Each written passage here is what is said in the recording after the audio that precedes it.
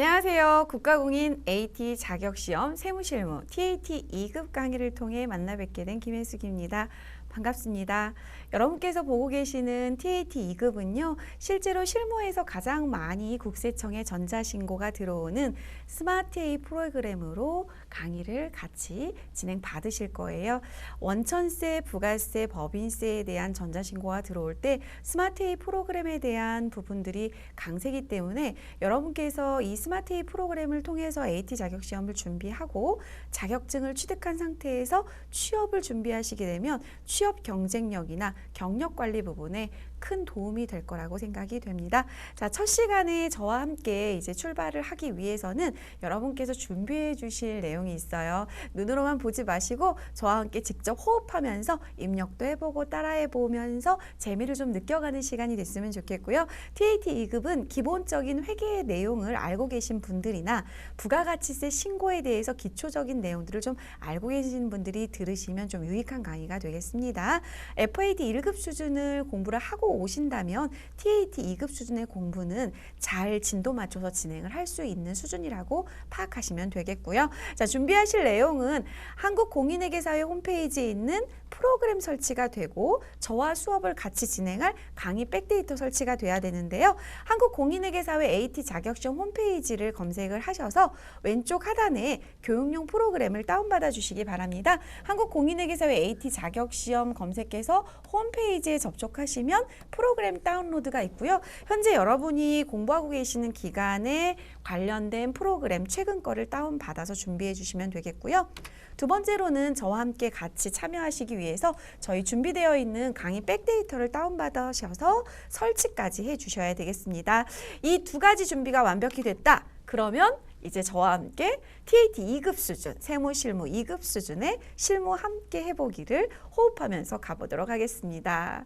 자, TAT 2급은요. 실무 수행을 하실 때, 더전 스마트A 프로그램으로 실무를 수행하실 때 조심해라 라고 하는 내용들을 1번부터 7번까지 수록을 해놨어요. FAT 수준에서는 일반 전표 입력과 메인 매출 전표 입력이 구분이 조금 명확하게 보여지거든요. 문제에서. 근데 TAT 2급 수준부터는요. 부가세와 관련 있는 거래는 메인 매출 전표 입력에, 부가세와 관련 없는 거래는 일반 전표 입력에 수험생 여러분이 스스로 판단해서 입력을 하셔서 점수를 받으셔야 하고요.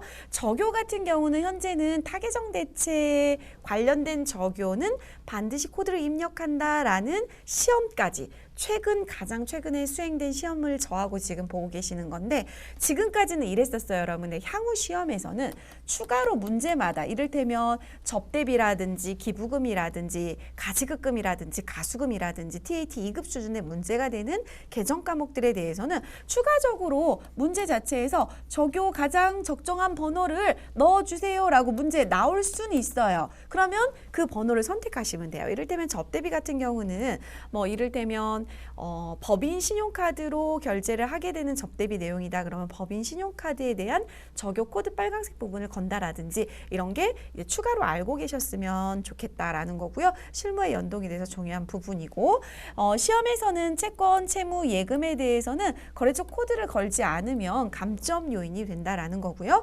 자금 관리, 즉 지급어원, 받으러원 같은 내역들을 입력을 할 때는 자금 관리를 하세요라는 내용이 나와요. 그러면 F3키를 누르셔서 추가 작업을 하단에 자금관리 내용을 진행하시는 것도 문제 지문을 보고 판단하시면 되고요. 제조업을 다루고 있거든요. TAT 2급부터는. FAT 1급은 도소매기업 법인을 다루고 있고 TAT 1급부터는 제조업 법인을 다루고 있다 보니까 500번대 제조경비 코드와 800번대 판매비와 관리비 코드를 수험생이 직접 구분해서 가셔야 되는데요. 대부분은 생산이라든지 제조라는 느낌이 들면 500번대 그리고 판매 쪽이나 관리 차원의 느낌이 들면 800번대 코드를 사용하시면 되고요. 개정 과목은 여러분이 판단했을 때 가장 적절한 걸 사용하셔야 돼요. 그래서 이를테면 차량 유류대를 지급을 하셨다 그러면 저희가 차량 유지비라고 처리하잖아요. 그런데 차량 유지비 말고 차를 고쳤다. 그러면 수선비 처리하고 싶다라는 거죠. 근데 수선비로 안 하고 차량 유지비로 했다. 어떤 게 더 가장 적절할까요? 차량에 대한 구입 유지, 차량을 사서 유지하는 부분에 대한 유류대라든지 차량을 수리하신다든지 이런 거는 차량 유지비가 더 적절한 개정 과목이라고 판단이 돼서 여러분이 매 회차 시험을 보시면 가장 적절한 거에 대한 질문들이 상당히 많이 들어와요. 그래서 코드를 검색하셔서 가장 적절한 부분들을 판단하셔야 돼요. 지금 내용을 보시면 FAT 1급 수준에서는 이 실무 유의사항이 그렇게 무겁지 않았거든요. TAT 2급부터는 왜 이렇게 무겁냐면 여러분 진짜로 가서 회사에서 업무를 보실 때 이 정도는 해야 돼 라고 실무진들이 얘기를 하고 있어요. 김혜숙 너 내가 이 회계 세무 쪽 업무 너한테 좀 시킬 건데 너 TAT 2급 정도의 수준은 이해하고 있어야 이 업무를 따라갈 수 있어. 그래서 보통 저희 쪽 분야에서 일을 하시는 분들은 진입을 하실 때 TAT 2급 정도는 가지고 계셔야 적응력이 좀 빠르다라고 제 생각으로는 판단이 되니까 지금부터 열심히 하셔가지고 TAT 2급 내 손 안에 가져가셨으면 좋겠습니다. 자, 이제 첫 번째 강의로 저와 전표 관리하기, 어음 관리하기를 하면서 일반적인 거래자료 입력을 한번 만나보도록 하겠습니다. 자, 여러분께서 전표 관리를 하게 된다는 것은 출금 전표, 입금 전표, 대체 전표를 작성하는 내용들이고요. 단 FAT보다는 수준이 업그레이드가 돼서 개정 과목이 조금 어려운 게 출제가 된다든지 분계 거래 내용이 조금 복잡하다든지 이런 게 출제가 되고 있고요. 영수증 수치 명세서와 관련된 거래들이 이제 문제에서 출제가 되고 있어서 저희 전표 작성과 영수증 수치 문제를 살펴보실 텐데 영수증 수치 명세 작성 관련해서 가산세 2%에 해당하는 부분과 해당하지 않는 부분을 구분하면서 공부를 하실 거고요. 어음에 관련해서는 받을어음과 지급어음 관리가 사실은 FAT 1급 수준에서 너무나 많이 출제가 되고 있고 매회차 한 문제씩 나오기 때문에 TAT 2급에서는 매회차는 나오지 않지만 어느 정도 공부가 되신 상태에서 오셨다라고 판단이 돼요. 그래서 TAT 2급 수준에서 만약에 어음 관리 문제가 나온다면 여러분은 그렇게 어려운 문제는 아니라고 판단하시면서 푸는 것 같아요. TAT 2급을 공부하시는 수험생들은.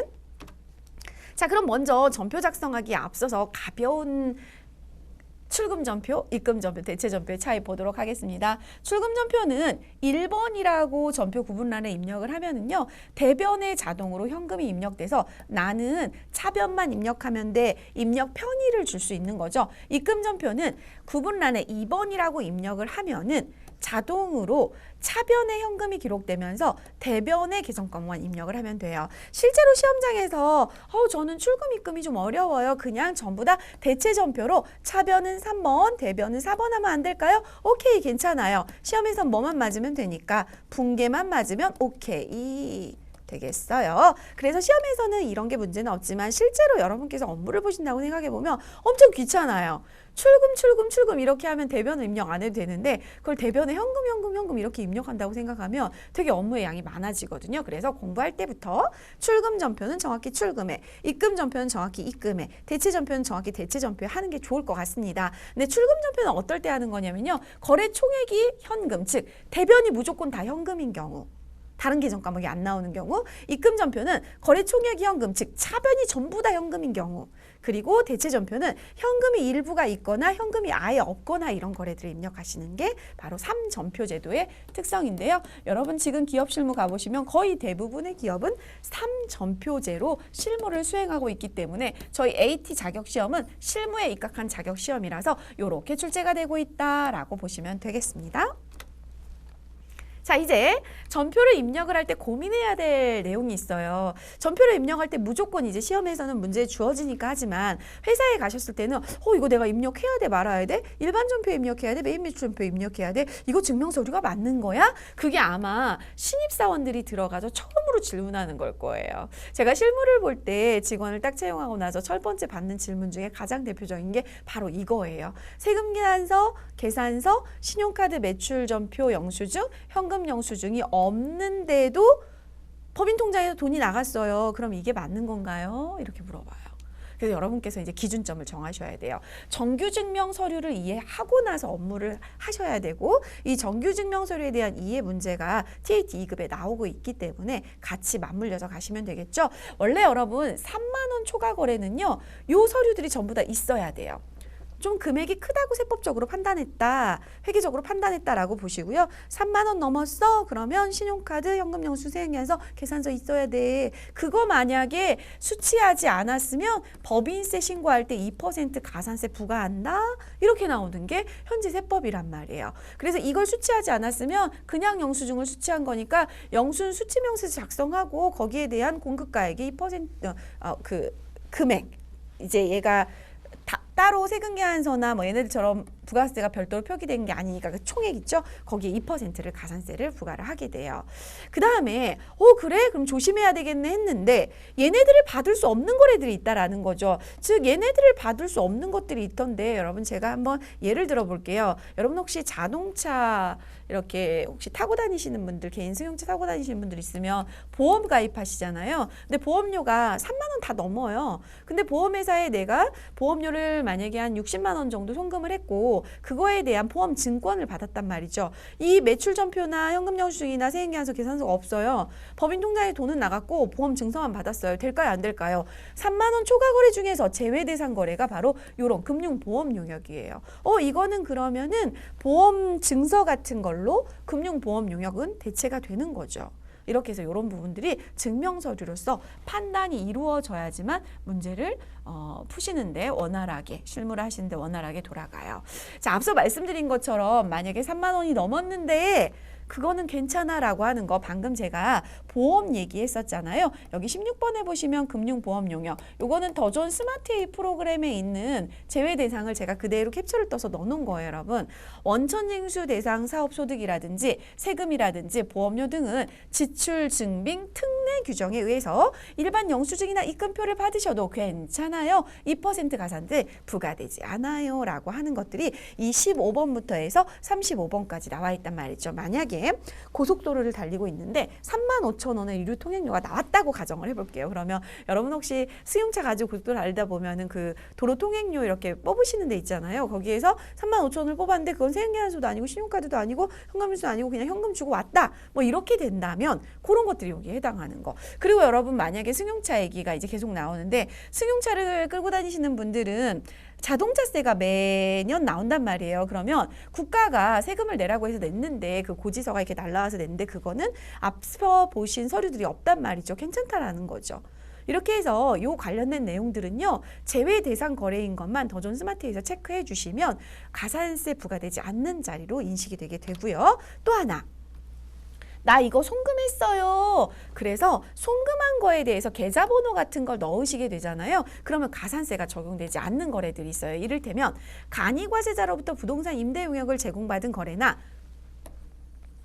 부동산 중개수수료 지급 등의 거래는 송금한 사실이 있다면 경비등 송금명세서 서류가 저희 교육용 프로그램에 있거든요. 그거 제출해서 지출 증빙 서류 미수치 가산세에 대해서는 면제가 되는, 비켜갈 수 있는 길이 된다라는 거죠. 그런 내용들이 여기 간이과세자 부동산 임대 용역부터 시작해서 국세청장이 정하여 고시하는 다음의 경우 이런 것까지 요거는 꼭 읽어보셨으면 좋겠어요. 이제 이런 내용들이 출제가 돼서 그럼 내가 이거를 판단해야 되나요? 라고 물어보시는데 사실은 시험에서는 판단이 되게 쉬워요. 왜냐하면 이걸 작성하라고 나오거든요. 경비등 송금명세서 작성하세요. 이렇게 나오면 여기에 해당되는 내용을 문제에 낼 수밖에 없기 때문에 하면 되는구나 이렇게 하고 가시면 되고 조심하실 거는 이제 방금 보셨던 3만 원 초과인데 2% 제외가 되는 부분들을 항목별로 더존 스마트에서 번호들로 고르는 거, 금융보험 용역이라든지 국가와의 거래라든지 이런 것들이 이제 찾아가시면 되겠습니다. 그래서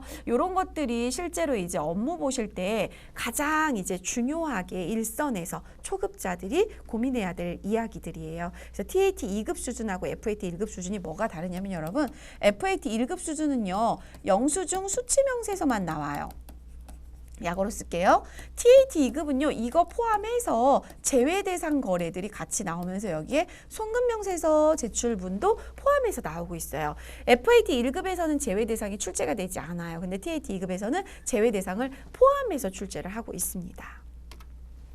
자, 그러면 요 문제 같이 살펴보시면서 전표도 출금 전표 한번 작성해 보시고 영순 수치명세서 관련한 것도 판단을 해보도록 할게요. 3만 원 초과 거래입니다. 저희는 800만 원을 기부금으로 이제 공제대상 기부금으로 해서 기부금 영수증을 받았는데요. 저희 회사가 골든슈즈예요, 여러분. 여러분 백데이터 설치하신 거 보면은 골든슈즈라는 회사고요. 아름다운 교육재단 재단법인에 요 내용을 기부를 했다라는 거죠. 아름다운 교육재단에 현금으로 기부를 했으니까 저희는 대변 총액이 현금 800만 원 요렇게 기록되니까 무슨 전표? 출금 전표 1번을 작성하실 수 있다. 1번을 작성하시면 대변은 자동으로 회계 처리가 되니까 차변만 뭘로 작성하시면 돼요? 기부금 작성하시고 800만 원 하시면 되죠. 어렵지 않죠. 이러니까 그냥 기본 출금 거래인 거예요. 그런데 얼마가 초과됐어요? 3만 원 초과됐어요. 문제 지문에서 친절하게 3만 원 초과된 거다. 이렇게 AT 시험은 시험지 보시면 칼라로 출제가 되거든요. 칼라풀하게 출제되는 종이 자체에 칼라 글씨로 3만 원 초과됐어. 조심해 조심해. 이렇게 계속 힌트를 주고 있어요. 친절한 시험이죠. 이 시험을 통해서 여러분이 지식을 얻는 게 중요한 거기 때문에 계속 강조하는 내용들을 계속 지문에 써주고 있어요. 이 거래가 적격 증명서류 미수치 가산 대상인지를 검토하려고 한다. 거래자료 입력하는 건 요게 이제 1번이 되겠죠. 그리고 두 번째는 영수증 수치명세서 가셔가지고 작성을 해보시는데 그 작성을 하실 때 여러분 현재 기부단체의 요 내용들 있잖아요. 기본적인 사업자 등록번호라든지 이름이라든지 그거를 잘 보고 기록을 하시면 돼요. 그러면 여러분 앞서 잠시만 제가 화면 올라가 볼게요. 여러분 여기서 저희가 3만 원 초과됐지만 국가와의 거래와 금융보험 용역 얘기했었잖아요. 근데 이 부분에 지금 저희가 여러분하고 다룰 부분들은 뒤에 가서 뭐 하신 내용들이 나온 거냐면 기부한 내용들이 나온 거예요. 그러면 이거 기부한 내용인데 어떻게 하지? 라고 고민을 하시고 이걸 쳐다보시면 돼요. 그러면 조금 이따 화면 보여드리겠지만 여기 20번에 보시면 이게 저희 문제에 나온 거죠. 지금 비영리 법인과의 거래 이렇게 나온 거예요. 그럼 비영리 법인이 지금 기부한 그 단체가 비영리 법인인 거예요. TAT 2급 수준에서는 아주 방대한 지식들을 좀 갖추고 있어야 문제를 풀 수가 있어요. 요 안에 들어가 있기 때문에 가산세 제외 대상인 거죠.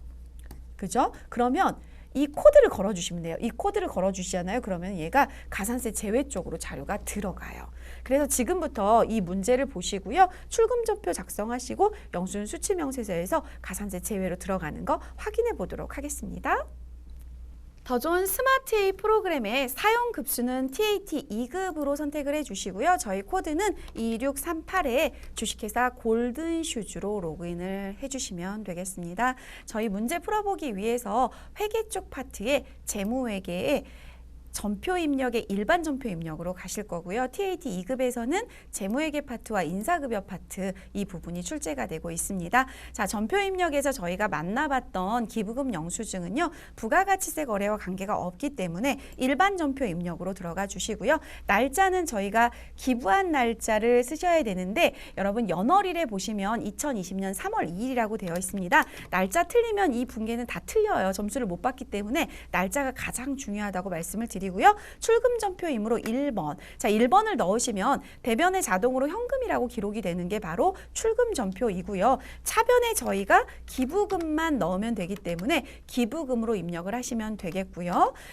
내용은 금액이 800만 원 기부가 되겠어요. 실제로 이렇게 하시면 전표 입력은 저희 지금 시험 유의사항 기준으로는 맞아요. 근데 만약에 여러분이 이 실물을 보신다면 저는 기부를 어디에 했는지 아름다운 교육재단 이렇게 넣을 거고요. 적용 코드도 실제로 저희가 기부한 거니까 어디다 기부했니? 라고 하는 거 뭐 기타 지정 기부금 기부라든지 이런 부분들을 쭉 골라 넣을 거예요. 그래서 여러분께서 이 문제가 만약에 적용 코드를 넣어라 라고 나온다면 평가 문제 자체에서 이 기부금과 관련된 이야기를 조금 더 세부적으로 해줄 거예요. 장학기금에 대한 이야기를 하면서 어떠어떠한 거다라고 정확히 넣어줄 거예요. 이름 자체를. 그러면 그걸 가지고 적용 코드를 선택하시면서 문제가 추가될 가능성은 있어요. 앞으로 향후 시험 문제 내용들에서는 어려운 내용은 아니에요. 실제로 여러분 제가 실물을 보면서요. 접대비나 기부금이나 가지금, 가수금, 거래처 이제 코드하고 적용 안 코드 안 넣어가지고 뒤에 법인 조정할 때 되게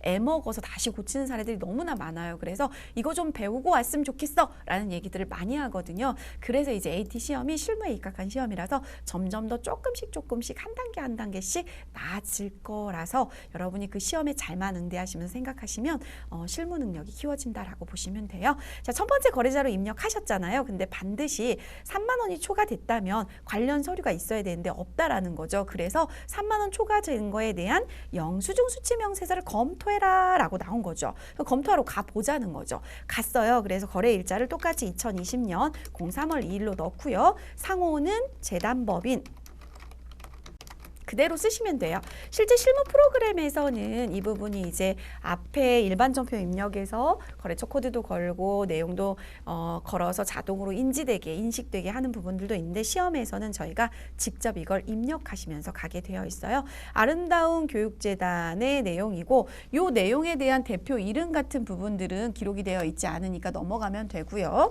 서울, 강남구, 강남대로 여기는 FE키가 이제 인식이 되지 않아요. 그래서 직접 타이핑 하시면 되고요. 정확히 써주시기만 하면 돼요. 도곡동 사업자 등록번호 10182 하이픈 빼고 그대로 숫자만 넣어주시면 되고요. 거래금액 800만 원. 여러분 더하기 버튼 누르면 0이 3개가 들어가서 8 플러스 하시면 됩니다. 자, 이 중에서 어떤 거예요? 20번에 있는 비영리 법인, 즉 재단법인 아름다운 교육재단에 기부한 거다. 기부금은 이 기부금 영수증만 있으면 괜찮아 라는 거죠. 기부금 코드 그대로 F2키 눌러서 회계 처리한 거 넣어주시고요. 내용은 기부하신 건데 여기 보니까 장학기금, 현금 기부 뭐 이런 식으로 해서 적요를 넣어주시면 되겠죠. 이 부분은 여러분이 자유롭게 넣어주시면 되겠어요. 자, 그러면 이제 여기서 여러분이 판단해야 될 건 뭐냐면 이 코드를 걸었냐 안 걸었냐에 따라서 영수증 수치명세서 1의 내용이 달라진다라는 거예요. 영수증 수치명세서 1 한번 들어가 보세요, 여러분. 그리고 명세서 2를 불러와라 이렇게 하시면 실제로 여러분이 거신 코드 20번에 이게 들어와 있으면서 명세서 제출 대외 대상으로 들어가요. 제가 이 코드 한번 지워볼게요, 여러분. 20번 스페이스바 사이 띄우기로 이렇게 하면 지워지거든요. 그러면 원 메뉴에 가서 다시 조회 한번 눌러보세요. 불러오기 참. 그럼 여기서 사라졌어요. 그러면서 어디로 갔어요? 이쪽으로 갔죠. 명세서 제출 대상. 그럼 여러분 요대로 놓고요. 제가 잠시 TAT 1급으로 들어갈게요. 작성한 내용 저장하고요. TAT 1급으로 가면 법인 조정 화면이 보여지거든요. 따라서 TAT 1급으로 가서 물론 저희는 TAT 2급을 준비하고 있지만 앞으로 TAT 1급도 하실 거잖아요. TAT 1급으로 로그인 하셔야 법인 조정 메뉴가 나와요. 자, TAT 1급으로 들어가시면 왼쪽에 법인 조정 메뉴가 나오고 법인 조정 2에 들어가시면 가산세 계산서가 나와요. 여기서 여러분께서 자료를 살펴보실 때 세로 불러오기 버튼을 누르잖아요. 그러면 요 메시지에 집중해 볼까요? 지출 증빙 미수치 금액에 영수증 수치면에서 1에서 12번 값의 데이터를 불러오는데 예스 한번 해볼게요. 그리고 지금 하셨던 12번 값을 가볼게요. 영수증 수치명세서 1에 12번 값이 이거예요. 얘를 가져온다는 거예요. 그럼 800만 원의 2%가 가산세라는 건데 가산세 명세서 밑에 쪽으로 내려가 보시면 800만 원 금액의 2%짜리 얼마예요? 16만 원. 어우, 가산세 세죠. 이렇게 있단 말이죠. 그러니까 실제로는 이건 가산세 거래는 아니에요. 제가 고칠 건데 다시 또 보여드릴게요. 영수증 수치명세서 2에서 여기 구분 코드를 요거 비영리 법인과의 거래야라고 거시고 닫기 하신 다음에 다시 여기서 세로 불러오기를 누르시면 12번의 값이 사라졌으니까 내용이 안 나와야 되겠죠? 세로 불러오기. 자, 이거 닫으시고 다시 한번 해볼까요? 저장 안 할 거고요. 법인 조정 투 메뉴에 가산세 계산서 세로 불러오기 예스. 영수증 수치명세서가 왜 자꾸 들어오죠, 여러분? 닫기. 다시 가서 확인할까요? 이거 저장 안 할 거고요. 회계 쪽에 영수증 수치명세서. 이 코드가 저장이 안 됐네요. 제가 클릭만 하고 엔터를 치지 않았나 봐요. 자, 비영리 법인과의 거래 엔터. 닫기. 다시 가서 법인 조정 2에 가산세 계산서. 가끔 창을 여러 개 띄워놓고 작업을 하시잖아요. 그러면은 그 내용 자체가 반영이 안 될 때가 있어요. 왜 또 들어왔죠? 자, 아니요 할 거고요. 여러분 다시 한번 보여드릴게요. 제가 이제 이거를 TAT 1급에서 할 인 문제이지만 자꾸 날아가네요, 여러분. 다시요. 제가 여기만 해서 그래요. 자, 여기를 여기를 비영리법인과의 거래하고 여기를 안 읽었죠. 이걸 자꾸 갖고 오니까 그렇죠. 여기 읽었어야죠. 자, 일로 옮겨놓고 닫기에서 예스. 다시 한번 갑니다. 법인조정 2의 가산세액 계산서. 제가 이 화면을 왜 TAT 2급에서 보여드리냐면요, 여러분이 일선에서 작업하시는 그 모든 업무들이요, 뒤에 법인 조정하고 연결이 돼요. 지금 입력하신 기부금 같은 경우도 그렇고, 뭐 접대비 같은 경우도 그렇고, 그러니까 하나를 하실 때 그게 뒤에 연동이 되는 거구나라고 알고 계신다면 되게 업무 처리에 재미가 있고 중요도가 있게 되는 거죠. 자, 이렇게 해서 저희가 기부금 영수증 일반 전표 입력 마무리해보고요. 영수증 수취명세서에 코드를 20번으로 걸었더니 영수증 수취명세서 제출 제외 대상으로 해서 가산세가 없는 것까지 법인 조정에서 확인했습니다. 두 번째 문제로 대체 전표 한번 살펴보도록 하겠습니다. 파란색 글씨로 시험 문제에 계약금 지급이라고 나와 있고요. 대체 전표라고 지금 제가 판단해서 이제 강의 자료를 준비했지만 여러분이 문제를 읽어보시면 4월 5일자로 대광고무산업에서 견적서를 받아가지고 우리은행 보통예금 계좌에 계약금을 공급가액의 10%를 이체해서 지급했다고 합니다. 그러면 대변에는 어떤 계정 과목이 나오면 돼요? 보통예금 계정 과목이 나오면 되죠. 그런데 여러분 지금 보니까 견적서는 413만 6천 원이에요. 견적서는. 그런데 저희가 송금한 거는 얼마일까라는 얘기를 이제 해보셔야 되는 거죠. 근데 여기 이제 함정이 있어요, 여러분. 413만 6천 원에 10%? 41만 3,600원? 그런데 여기 보니까 뭐예요? 공급가액이 10%잖아요. 여기에 10%구나. 요 함정이 들어가 있는 거죠. 따라서 37만 6천 원으로 답을 산출하셔야 되고요. 여러분 혹시 요 차변에 올 계정 과목이 뭐죠? 문제가 그렇게 어려운 건 아니고요. 여기에서 함정이 이제 있다라는 거. 여기서 잘못 해석하시면 그랬어. 시험 문제 풀고 나와서 다들 그러시죠. 나 이걸로 안 했어. 위에 걸로 했어. 이러시는데 어쩔 수 없지. 이렇게 해서 문제는 아주 꼼꼼히 읽으셔야 돼요. 날짜 틀리면 안 되니까 날짜 정확히 넣어주시고요. 그래서 공급가액의 10%라고 하니까 37만 6천 원을 넣어주시고요. 채권 채무 예금에 대한 거래처니까 예금 거래처 코드 걸어주시고 미리 지급한 거 선급금에서 37만 6천 원 하시는데 여기에 거래처 코드 누가 걸리면 되겠어요? 대광 고무산업이라고 걸어주시면 되겠죠. 양쪽의 거래처 코드 꼭 챙겨주셔야 되고요. 자, 4월 5일자로 일반 전표 입력해 보도록 하겠습니다. 2638 주식회사 골든슈즈의 원재료 매입에 대한 견적서 내용 보시고 지금 저희가 회계 처리 부분을 마무리를 하실 텐데요. 일반 전표 입력으로 들어가서 날짜는 4월 5일자로 공급가액의 10%를 조심하셔야 되는 상황이죠. 저희는 차변과 대변에 현금이 없는 상황이니까 차변은 3번으로 대체 전표로 입력을 해주시고 차변의 금액을 저희가 어떤 걸 입력을 해야 될까라는 부분인데 여러분 저희가 원재료 매입을 위해서 계약금을 줬다고 했잖아요. 그러면 계약금을 지급했으니까 먼저 지급했다. 선급금 앞서 보셨죠? 가끔 이제 선급금하고 선수금이 헷갈리신다고 하시는 분들이 있는데 선급금은 자산이에요. 왜요? 돈 준 것만큼 물건 내놔, 재화 내놔, 상품 내놔, 제품 내놔 이렇게 청구하실 수가 있잖아요. 원재료 내놔 이렇게. 그래서 주장할 수 있는 권리로서 자산이고요. 누구한테 선급을 했냐면 저희가 태광 고무산업에게 선급을 했고요. 금액은 공급가액 376만 원의 10% 37만 6천 원 되겠고요. 그리고 대변의 보통예금 통장에서 이체가 됐는데 우리은행 보통예금 통장에서 계약금이 이체가 됐습니다. 따라서 차변에 선급금이라고 하는 당좌 자산의 증가 37만 6천 원, 대변에 보통예금이라고 하는 당좌 자산의 감소 37만 6천 원의 거래가 되겠습니다. 항상 입력하시고 나서요. 하단 피드백을 거래액 판료소에 의해서 해주시면 정확하게 입력이 됐는지를 확인하실 수가 있습니다.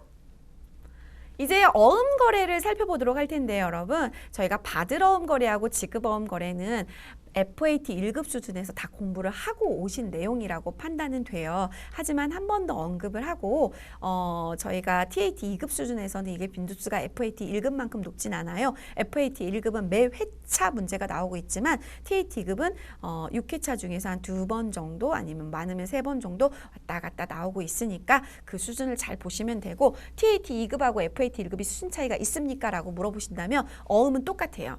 수준 차이 없어요. 왜냐면 FAT 1급에서 나올 게 다 나오기 때문에 TAT 2급에서는 문제를 조금 복잡하게 내면서 거기에 어음을 끼워서 이제 문제를 내면 문제 풀이 자체의 무거움이 좀 있을 뿐이지 어음 관리 자체는 FAT 1급 수준하고 똑같으니까 겁먹지 않으셔도 되겠습니다. 자, 바드러움 같은 경우는 보관하시게 되면 차변에 바드러움이 오고요. 만기 결제하시게 되면 대변에 바드러움이 갑니다. 부도가 나게 되면 대변에 바드러움 가고요. 배서하게 되면 대변에 바드러움, 할인하게 되면 대변에 바드러움 이렇게 되겠습니다. 그럼 최초의 거래만 차변으로 바드러움이 오는데 최초의 거래가 상품이나 제품을 판매하고 나서 어음을 수령하게 되면 대변에 상품 매출이나 제품 매출이 가겠죠. 수익 발생하고 차변에 당좌자산 증가, 외상 매출금을 어음으로 대신해서 받았다 그러면 차변에 있던 외상 매출금이 대변으로 가고 바드러움이 차변으로 오겠죠. 그 이외의 경우는 전부 다 바드러움이 대변으로 가게 됩니다. 바드러움이 만기가 돼서 은행에 가서 이제 상대방이 추심 의뢰를 하고 추심을 해서 돈을 받아가게 되면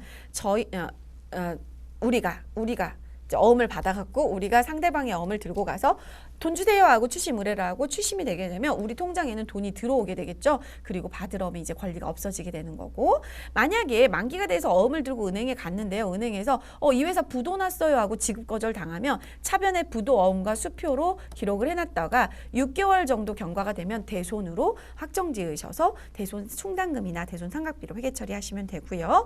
외상매입금 갚을 게 있었는데 그 외상매입금 갚을 업체는 B였고 바드러움을 받아놓은 업체는 A 거였다.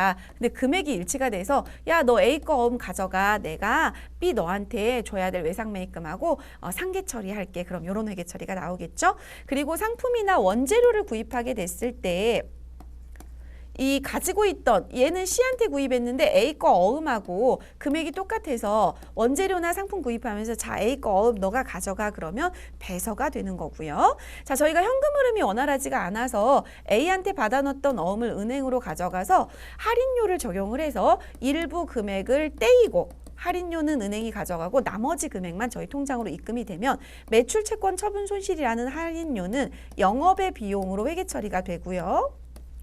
그리고 나머지 금액이 통장으로 입금이 되는 거죠. 자, 얘가 왜 영업의 비용입니까? 라고 물어보시는 분들이 계시는데 어음을 은행에 할인했다는 건 뭐냐면요. 주요 영업활동이 아니고 저희가 제조기업인데 제조기업이 제조와 판매활동에서 이루어지는 행위가 아니고 자금을 조달하는 행위인 거죠. 우리 현금 사정 안 좋아서 가지고 있던 어음을 할인할 거야. 그럼 이 자금 조달과 관계되는 이자 비용처럼 행위이기 때문에 매출채권 처분 손실은 영업의 비용으로 들어간다라고 보시면 되겠어요. 자, 이번에는 지급어음 회계 처리 보도록 할 텐데요. 지급어음은 부채다 보니까 상품이나 원재료를 사오시고 나서 대변에 이렇게 지급어음에서 부채가 발생이 되고요. 어음에 대해서 만기가 되게 되면 차변으로 부채가 감소하면서 상대방이 어음을 저희 거 가져간 상대방이 은행 가서 어음 추심 의뢰를 하고 어음을 추심해서 돈을 받아가겠죠. 그럼 저희 통장에서는 돈이 나가게 되는데 지금 저희 화면에 보시면 계속 당좌예금이라고 제가 넣어놓은 이유는 보통 어음 거래가 당좌예금 통장하고 연동이 돼서 자동으로 은행하고 약정되는 경우가 많아서 당좌예금으로 넣어놨습니다. 자, 저희가 만약에 외상매입금 갚을 돈이 있는데 자금 사정이 좋지 않아서 안 갚았더니 B업체가 계속 우리한테 독촉을 하는 거예요. 야, 외상가 100만 원 지난번에 이번 달에 준다며 왜 안 줬어? 이렇게 독촉을 하면 미안해, 우리 자금 사정 안 좋아. 야, 그럼 어음이라도 줘. 그러면 저희가 어음을 주게 되겠죠. 근데 어음은 만기까지 소지하고 있으면 그쪽이 돈을 무조건 찾아갈 수 있겠죠. 저희가 문제가 생기는 기업이 아닌 이상은. 그래서 그냥 신용거래인 외상매입금보다는 어음이라도 받아놓은 신용거래를 그쪽에서 좋아하기 때문에 저희가 어음을 발행해 주게 되죠. 받으러움보다는 그렇게 거래 내용이 많지는 않죠. 그런데 여러분 하나 조심할 거 뭐냐면 이게 좀 헷갈리다 그러세요. 지급어음을 이렇게 발행하시려면은요, 더존 스마트이 프로그램에서 어음을 등록하는 메뉴에 지급어음과 관련된 수령 업무들을 입력을 해주셔야 돼요. 그래서 그 어음 번호를 끌고 와서 지급어음에서 F3 F3키를 눌러서 하단에 관리를 하게 되어 있어요. 그래서 선행돼야 될 게 뭐냐면 어음을 먼저 등록하고 그리고 어음 발행 거래를 하셔야 돼요. 그런데 시험장에서는 백데이터상에 어음을 등록해 놓고 저희한테는 요것만 해라 라고 나오는 시험이 있고요. 어음도 수험생이 등록을 하고 여기에다가 자금 관리를 해라 이렇게 두 가지를 내는 경우가 있는데 그런 경우는 지면에 써 있어요. 시험지 지면에 어음 등록을 수행하세요 해가지고 어음 수령일, 어음 번호, 은행 이런 게 써 있으니까 그거 보고 수행하시면 되겠죠. 자, 이렇게 해서 받을어음, 지급어음 관련 회계 처리를 보셨는데 이제 약속어음의 수치 거래로 전자어음 수취한 거래 보도록 할게요. 저희가 골든슈즈고요. 저희가 수취했어요. 받았어요. 누가 발행했나 봤더니요. 주식회사 슈젠이라는 회사가 발행을 했고요. 004는 국민은행 코드예요, 여러분. 그리고 2020-0330은 발행일에 대한 날짜가 올라간 거고요. 뒤에는 1년 번호라서 20자리에 전자세금 계산서 번호가 주어져 있어요. 골든슈즈인 우리 회사는 3월 30일 날 슈전한테 받아야 되는 상품 대금이 있었는데 이 부분을 약속어음으로 수취했다. 한번 볼게요.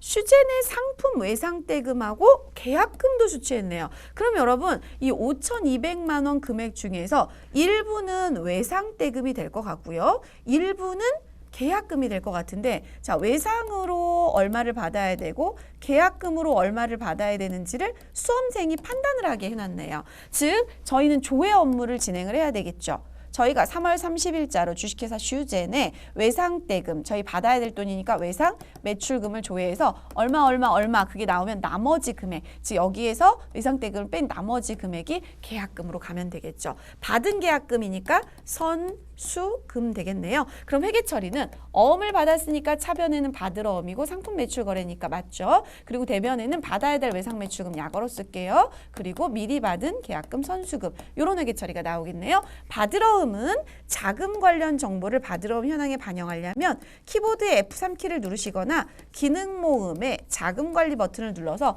F3키의 기능 모음의 자금 관리에 반응하는 그 하단의 내용을 입력해 주셔야 되고요. 여기 거래처 코드 확인하시고 여기도 거래처 코드 확인하시면 되겠죠. 자, 지금부터 3월 30일자로 외상매출금 조회해서 금액이 얼마인지 한번 확인을 해 보시고요. 그리고 나머지 금액은 계약금으로 입력을 해 주시고요. 그리고 F3키를 눌러서 자금 관리를 해 주시는데요. 지금 FAT 수준에서는 사실 회계 처리가 이렇게 복잡한 게 나오지 않고 단순한 게 나오면서 자금 관리를 하라고 시험에 나오는 거고요. 지금 보시면 TAT 2급 수준이다 보니까 외상대금도 조회해야 되고 계약금에 대해서도 스스로 판단해야 되는 문제가 주어졌다는 게 수준이 업그레이드된 수준이라고 보여지는 거죠. 자, 그러면 일반 전표 입력에 3월 30일자로 내용 입력해 볼게요. 부가가세 관련 거래가 아니기 때문에 일반 전표 입력에 입력을 하시면 되겠습니다. 2638번 주식회사 골든슈즈로 로그인 하셔서 일반 전표 입력에 3월 30일자로 어음 관련된 거래 입력해 보실 텐데요. 먼저 저희가 슈젠의 상품 외상대금을 조회를 해야 됩니다.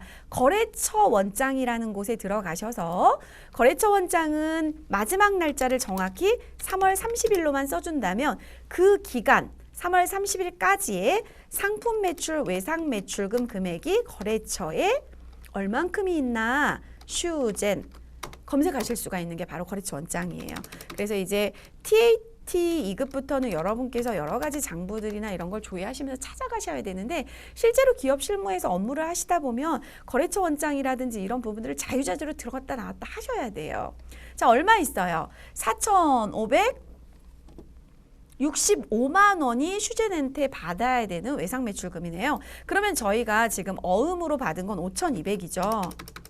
여기서 4,565만 원을 차감하면 이 금액 63만 5천 원이 635만 원이네요. 635만 원이 뭐죠? 네, 선수금 처리해야 되는 거죠. 계정 과목까지 아주 친절히 가르쳐주고 있어요. 앞에서 선급금 했잖아요. 이번에는 미리 받으신 거니까 선수금 입력하시면 되겠죠. 자, 따라서 이 부분 컨트롤 C 해놓을게요, 여러분. 복사, 일반 전표 입력에 가서 차변에 받을어음 슈젠한테 5,200만 원을 수령을 했고 대변에 108번 외상 매출금을 슈젠 걸 조회해 보니까 자 컨트롤 V 하시면 방금 외상매출금 잔액이 전부 다 들어오고요. 요거 메모해 놓으셨다가 또 오타 내시면 또 금액 틀어져서 전표 점수 다 받으실 수 없게 되잖아요. 조심하셔야 되고 나머지 금액은 여러분 방금 저희가 계산기에 계산한 금액이 요 금액이잖아요. 근데 여러분 여기 한번 보세요. 더존 스마트이 프로그램을 사용하시면서 빨강 색깔로 금액을 보시면 차액 힌트가 주어지고 있어서 그 금액이 바로 이 금액이에요. 따라서 2,000번에 슈젠 걸어주셔야 되겠죠. 금액은 빨강색 보고 635만 원 차액. 자, 하단 피드백 해보겠습니다. 차변에 받으러움이라고 하는 당좌 자산의 증가 5,200만 원, 대변에 외상매출금이라고 하는 당좌 자산의 감소 4,565만 원, 대변에 선수금이라고 하는 유동부채의 증가 635만 원. 거래처 코드 다 걸려야 되죠. 왜냐하면 전부 다 받으러움은 채권, 외상매출금 채권, 선수금 채무가 되니까요. 자, 두 번째는 자금 관련 정보를 입력해서 받으러움 현황에 반영하라고 하는데 받으러움을 클릭하시고 F3키를 누르시면 하단에 이렇게 받으러움 정보를 입력할 수 있는 창이 열리고요. 또는요. 기능 모음에 보시면 이렇게 자금 관리라고 하는 메뉴가 있어요. 여기 보면 기능키가 F3 써있죠. 요거 누른 거하고 똑같은 효과거든요. 받으러움이 보관되어 있고 저희는 일반 약속어음이 아니고 전자어음이라면 6번에 있는 요 전자를 선택해서 넣어주시면 되겠고요.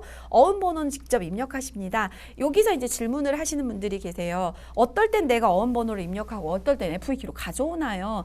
한 번 입력이 되어 있는 아이는 나중에 만기가 되거나 뭐 배서가 되거나 할인되거나 부도가 나거나 그럴 때는 F2키로 가지고 오시면 돼요. 이렇게 F2키 눌러서. 근데 F2키를 제가 지금 눌렀거든요. 근데 아무 반응이 없다는 거는 요거와 관련된 어음이 등재되지 않은 상태라는 거예요. 최초의 등록이기 때문에. 따라서 004 2020 0330 1234 5678 9 이렇게 넣어주셔야 되고요. 자수라는 건 뭐냐면 골든슈즈 우리 회사와 주식회사 슈젠이 다이렉트로 거래한 어음이다라고 판단되는 게 바로 자수 어음이에요.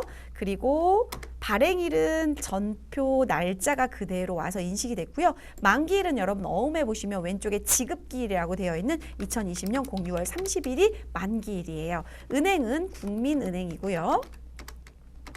지점은 동구지점이고요. 나머지 내용은 쓸 게 없죠. 다 입력을 하고 나면 저교에 자동으로 관련된 어음 번호와 상태 그리고 만기 일자가 나와지게 되는 거죠. 자, 이렇게 해서 어음 관리까지 완벽히 하셨다면 저 배점을 다 맞으실 수 있는 상황이 됩니다. 여러분 지금 입력하신 내용은요. 자금 관리를 통해서 받으러움 현황에 자동 반영이 되게 되어 있어서 만기일별로 그냥 이렇게 1월 1일부터 12월 31일까지 제가 조회를 한번 해볼게요. 그럼 방금 저희가 입력한 슈젠이라는 5,200만 원이 보관 상태로 되어 있죠. 3월 30일 날 거래를 했고요. 국민은행, 동구, 코드 다 들어와 있죠.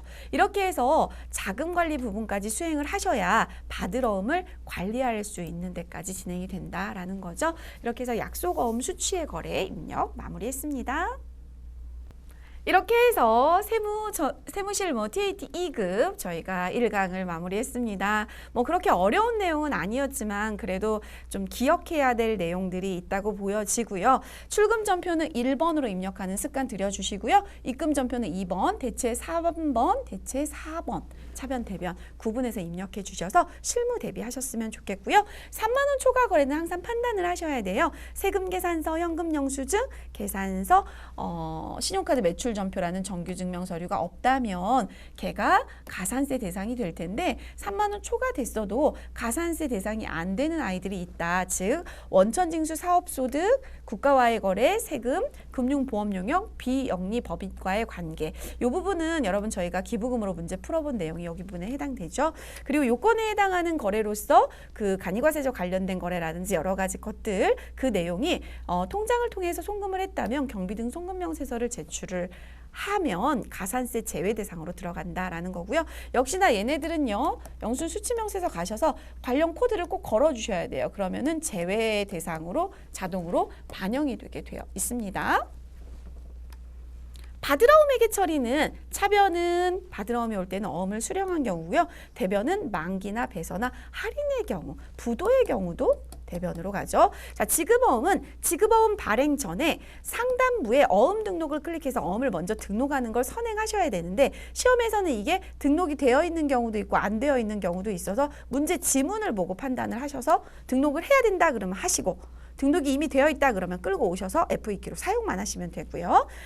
지급어음은 이렇게 어음 등록이 된 상태에서 대변으로 지급어음을 발행을 하게 되면 들어가게 되고 후순위로 지급어음이 만기가 되면 차변으로 들어오게 되는 거죠. 받으러온과 지급어음은요 항상 자금 관리를 하라고 문제에 출제되는 걸 볼 수가 있는데요. F3키를 계정 과목 여기서 누르셔야 돼요. 받으러온과 지급어음 그렇게 누르시거나 아니면 기능 모음의 자금 관리를 클릭하셔가지고 자금 관련 정보까지 입력해 주셔야 모든 배점을 받으실 수가 있어요. 자, 1강 이렇게 해서 TAT 2급 출발하고 마무리 이제 하는 시간이 되었는데요. 저와 TAT 2급 시험은 이렇구나. 실무에서는 저런 게 정말 쓰이고 있어서 AT 자격 시험이 정말 실무에 강한 자격군이구나 라고 느끼는 시간들을 쭉 만나보실 거예요. 자, 첫 시간은 첫 단추니까 첫 단추를 잘 깨야 저하고 마지막 단추까지 잘 가셔서 TAT 2급을 내 손 안에 넣을 수가 있겠죠, 여러분. 나와 대화하기는 여러분이 공부하실 때 조금 힘들까 봐 저와 함께 스스로 대화하기를 한번 해보자라는 건데요. 꿈에 대해서 저도 오랜만에 보는 것 같아요. 이제 계속 사회생활을 하고 나이가 계속 있다 보면 꿈에 대해서는 되게 멀리 온 것 같은 느낌이 드는데 누군가의 꿈을 들여다본 적이 있으세요? 그러면 그 사람이 어떤 사람인지 알 수가 있다고 합니다. 당신의 지금 모습은 당신이 과거에 꾸었던 꿈의 모습이라고 합니다. 지금 만약에 서 계신 자리에 어떤 꿈을 꾸고 계시나요? 여러분 저는 연초가 시작이 되면 이렇게 인생시계라는 걸 이렇게 그려요. 그래서 80까지 건강하게 산다고 가정을 우선 해보고 만약에 여러분이 서 있는 나이가 여기 20대 뭐 중반에 서 있으시거나 아니면 30대에 서 있으시거나 아니면 50대 정도에 서 있으시는 분들도 공부하시거든요. 제가 사이버 강의로 만나보신 분 중에 저희 아버님 연배가 되는 70대 분이 제 TAT 2급 강의를 들으시는 아버님 되시는 뻘분이 있으셨어요. 그래서 레포트 제출하다가 답답하시니까 전화통화를 한번 하게 됐는데 전 사실 그때 가슴이 먹먹했어요. 70이 넘어서 이 프로그램 강의를 듣고 계시는 그 어르신을 보면서 되게 많이 반성을 하게 됐거든요. 그분은 여기에 서 계시겠죠. 하지만 앞으로 건강하게 사실 때 100세까지 사실 때 그분의 인생 자체가 많이 달라져 있지 않을까요? 여러분은 지금 어떤 꿈을 꾸고 계세요? 지금 꾸고 계시는 꿈이 여러분의 미래라고 합니다. 여러분이 지금 하시려고 하는 이 강의를 들으시는 분들은 TAT 2급에 관심 있으신 분들이잖아요. 그 꿈에 제가 박수를 보내드리면서 다음 시간에 이 강으로 만나 뵙도록 하겠습니다.